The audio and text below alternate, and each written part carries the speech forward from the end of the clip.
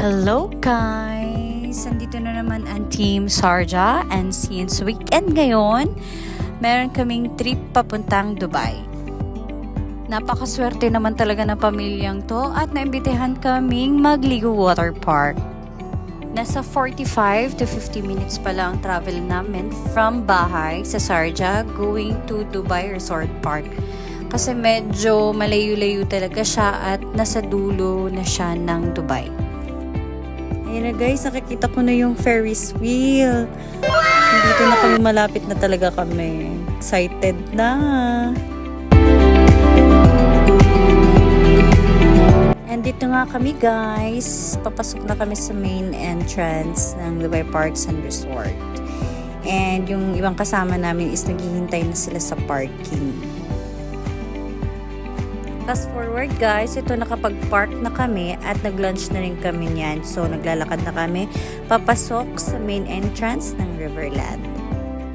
Ayan na guys, for the second time around, naglalakad na nga kami papuntang Ligo Water Parks. At ito na nga, while naglalakad, nadaanan namin tong si Dino Puppet. Tingnan mo naman si Gab, takot na takot. Akala mo naman totoo. And here we are guys, nandito na kami sa mismong harap ng Legoland Dubai. O, diba? And guys, nandito na kami sa main entrance ng Legoland Water Parks. Where are we going, Gab? Huh?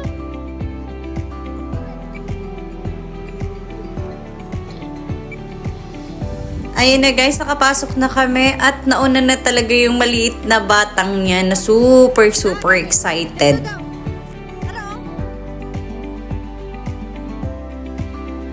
Ayun na guys, so pagpasok mo pa lang, ito na yung una mong makikitang slide or place ng liguan nila. Pwede siyang pambata kasi hindi naman siya mataas yung tubig. May maliit din na slide para sa bata. Pwede din siya sa adults. Tapos may bucket yan sa tuktok. Pag napuno naman, binubuhos yan sa baba. So, nakaka-enjoy siya.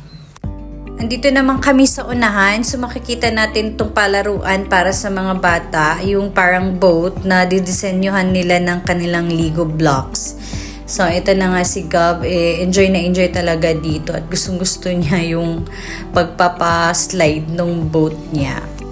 And for us namang mga adults, ito try namin tong slide na ito, which is gamit yung pangdalawahang tire. So, paakit pa kami guys at hindi kami sa tuktok, which is kita yung wave pool at yung isa pang slide. O, diba? Ang ganda.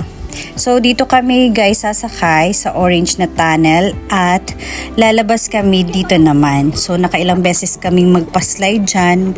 Super enjoy naman siya, pero yun nga mahihilo-hilo ka kasi iikot-ikot ka dyan sa loob. Sa kabilang side naman po, tinry namin tong slide na to. Gagamitin mo yung blue rubber mat, hihiga ka at magpapaslide lang. Dito nga ang baba mo nun, and nakailang beses din kaming magpaslide dito kasi hindi naman siya nakakatakot at hindi din siya nakakahilo. Fast forward guys, ito nakabihis na nga kami at uuwi na ang mga person. Thank you so much to our dear pinsan at sa kay Madam Eileen for giving us this treat at for the first time talaga na-experience namin tong ganitong gala. Thank you very much guys and thank you guys for watching. Bye bye!